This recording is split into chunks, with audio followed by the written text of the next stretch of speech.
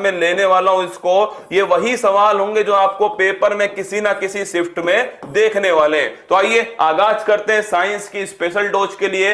रबड़ के बल्कनीकरण में किसका उपयोग होता है? तो लिखना दोस्तों, इसमें उपयोग होता है सल्फर। किसका होता है? सल्फर, जिसे आप गंधक भी कहते हो, इसका उपयोग होता है रबड़ के बल्कनीकरण के अंदर। ध्वनि का संचरण किसमें नहीं होता? देखिए, ध्वनि का जो संचरण है दोस्तों, यह वैक्यूम के अंदर नहीं होता। क्या? निर्वात के अंदर नहीं होता, वैक्यूम के अंदर इसका संचरण नहीं होता है। और अगर पूछे सबसे अधिक किसमें होता है? सॉलिड के अंदर। किसमें? सॉलिड जो है इसमें दोस्तों ये सबसे अधिक होता है। तो ध्वनि का संचरण कहां नहीं होता दोस्तों? वैक्यूम या निर्वात के अंदर नहीं होता है। तो रबड़ का बल्कनीकरण, अगर मैं आपसे पूछूं दोस्तों, प्राकृतिक जो रबड़ है वो किसका बहुलक है? कमेंट बॉक्स में छाप के बताओ कि जो रबड़ है दोस्तों, प्राकृतिक रबड़, ये किसका बहुलक है। अगला क्वेश्चन, दाल की गांठों में कौन सा बैक्टीरिया दोस्तों सिम्बायोटिक रिलेशन में रहता है? तो दाल की जो गांठ होती है दोस्तों, इनके साथ में एक जीवाणु होता है राइजोबियम। कौन सा होता है? राइजोबियम जीवाणु। और ये दोस्तों इसमें सहजीवन के अंदर रहता है, सिम्बायोटिक रिलेशन में रहता है। और अगर आपसे पूछ ले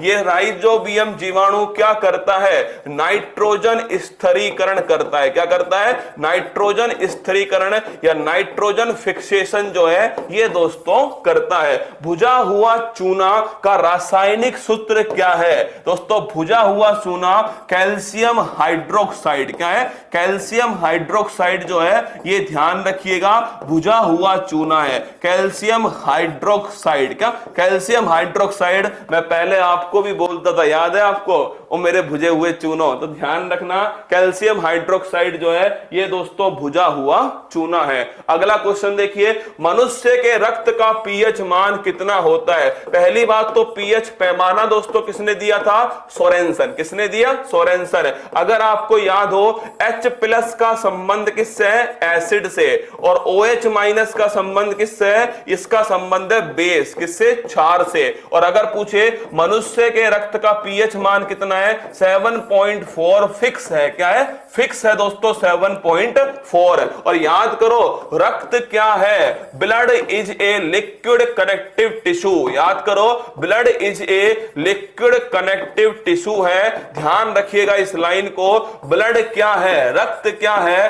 तो लिक्विड कनेक्टिव टिश्यू है। अगला क्वेश्चन है, चींटी के डंक में कौन सा अम्ल है? फार्मिक अम्ल। कौन सा है? फार्मिक जो अम्ल है ये दोस्तों चींटी के डंक के अंदर होता है फार्मिक अम्ल। अगला क्वेश्चन देखिए, पारिस्थितिकी तंत्र शब्द का प्रयोग सबसे पहले किसने किया? तो ये किया दोस्तों टेंसले। किसने किया है? टेंसले ने किया है। और अगर पूछे इकोलॉजी, तो ध्यान रखिएगा, इकोलॉजी जो वर्ड है इसका प्रयोग किया दोस्तों अर्नेस्ट हैकल। किसने किया है? अर्नेस्ट हैकल। तो इकोलॉजी का अर्नेस्ट हैकल, और दोस्तों इकोसिस्टम का ध्यान रखिएगा टेंसले। पेड़ों की जड़ से पत्तियों में जल को कौन सा उत्तक ले जाता है? तो दोस्तों जड़ों से। कहां? जड़ों से। ध्यान रखना, पेड़ों में दोस्तों आपके पत्तियों तक जल को कौन लेकर जाता है? जाइलम उत्तक। कौन है? जाइलम जो उत्तक है इसका दोस्तों काम होता है जल का संचरण करना। तो ध्यान रखना, पेड़ों से पत्तियों में जल का जो संचरण है वो जाइलम उत्तक के द्वारा होता है। अगला क्वेश्चन देखिए, हीलियम नियोन आर्गन कैसी गैस है? याद करो, आपने पढ़ा होगा हीलियम नियोन आर्गन, ये सब दोस्तों एक ही ग्रुप है इनका। और ये कौन सा ग्रुप है? Noble gas. कौन सा ग्रुप है? नोबल गैस दोस्तों, या अक्रिय गैस। क्या? अक्रिय गैस कहते हैं किसको?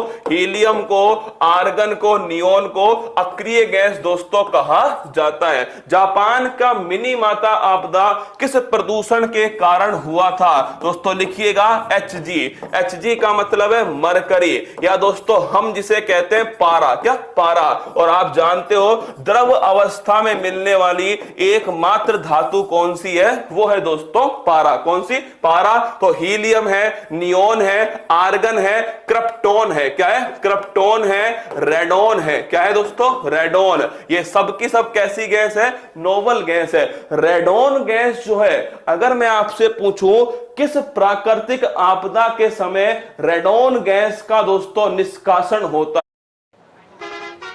अंकल जी फोन बाद में देख लेना, पहले पैसे निकाल लीजिए। बेटा आम खा, गुटलियां मत गिन, पैसे इसी में हैं।